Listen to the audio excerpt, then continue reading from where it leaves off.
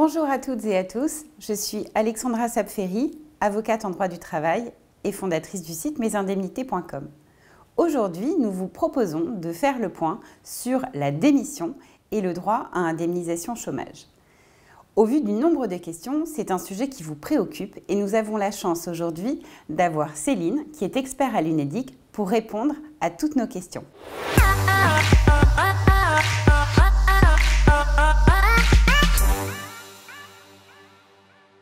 Bonjour Céline.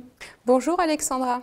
Alors, je vais partir directement et te poser la question, est-ce que j'ai le droit à une indemnisation chômage quand je démissionne? Dans la plupart des cas, non. Tu n'as pas droit à une indemnisation chômage parce que tu démissionnes. Tu as vu avec Caroline, dans la vidéo sur les conditions pour bénéficier d'une indemnisation chômage, qu'il faut être involontairement privé d'emploi. Or, une démission, ce n'est pas un acte involontaire. Donc la situation de chômage est volontaire. Toutefois, il existe des exceptions, ce qu'on appelle les cas de démission légitime. Par démission légitime, tu vises les cas de situations exceptionnelles qui, aux yeux de Pôle emploi, viennent justifier la démission et ouvrir l'indemnisation chômage. C'est bien ça? Oui, c'est exactement ça. Il existe 17 cas de démission considérés comme légitimes. Rassure-toi, je ne vais pas tous les exposer. Je te propose de parler des principales catégories de démission légitimes pour que tu en comprennes la logique. Je pense que c'est une excellente idée. Je te propose de parler peut-être en premier des cas de déménagement qui peuvent être, je crois, considérés comme des démissions légitimes. Oui, dans certaines situations, un changement de résidence est considéré comme une démission légitime. C'est le cas par exemple si tu démissionnes pour suivre ton conjoint qui est muté ou qui trouve un emploi dans une zone géographique éloignée. On parle alors de suivi de conjoint pour motif professionnel.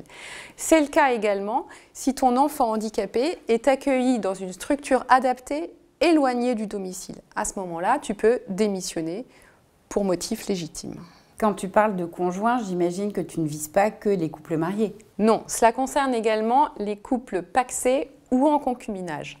J'ajoute par ailleurs qu'un mariage ou un PACS qui donne lieu à un déménagement peut être considéré également comme un cas de démission légitime à la condition que la démission intervienne dans un délai allant de 2 mois avant à 2 mois après la date de l'union. À part les cas de déménagement, je crois qu'il y a tous les cas qui sont liés aux conditions de travail ou à l'employeur. Oui, exactement. Je te donne quelques exemples. Par exemple, un salarié qui a été victime d'actes délictueux dans le cadre de son travail, par exemple des violences, peut être en situation de démission légitime à la condition d'avoir déposé une plainte auparavant. Ou alors, cela peut aussi être le cas si l'employeur ne paye plus son salarié. Mais dans ce cas-là, il devra justifier d'une décision du juge des prud'hommes pour bénéficier d'une indemnité. On a également les cas liés à des professions particulières.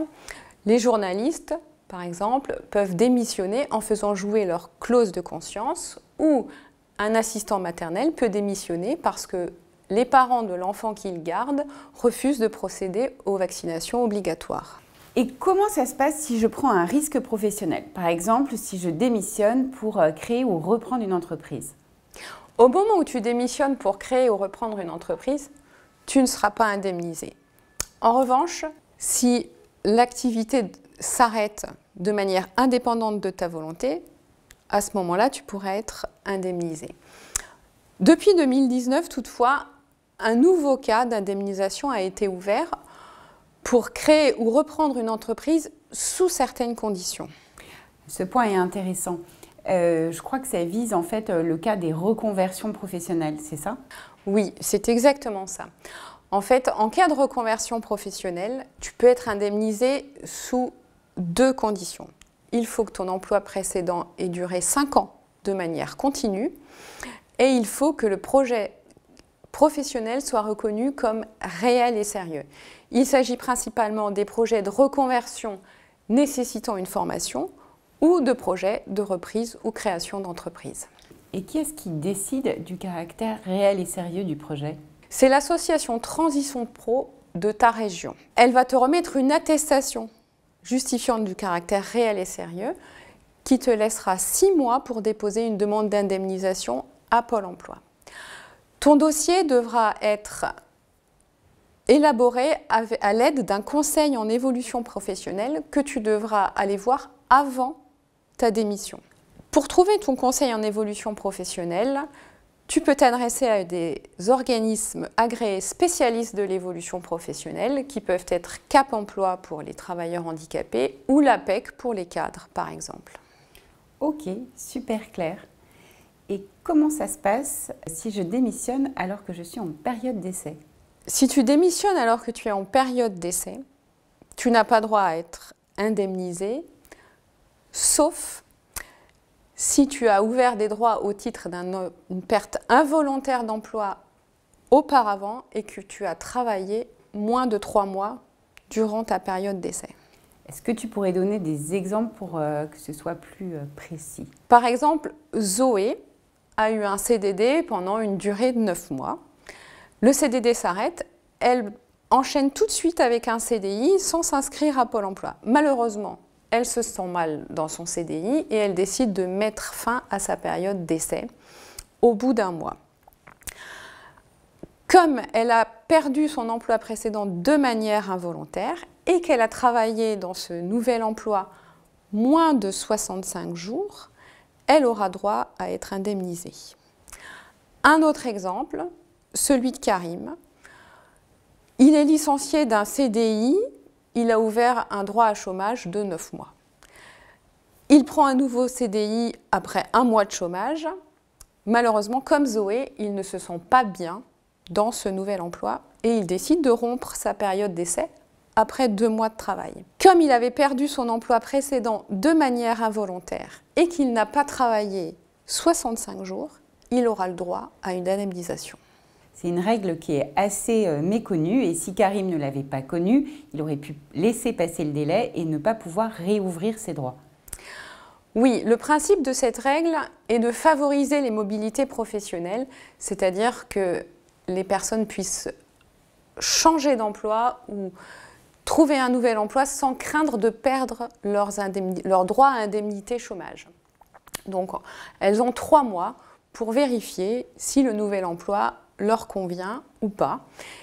Et donc, si elles restent dans ces délais de 3 mois, elles ne perdent pas leur droit à chômage. Ok, super clair. Alors finalement, pour résumer, si jamais je ne rentre pas dans un des cas de démission qu'on a vus, dans ces cas-là, qu'est-ce qui se passe?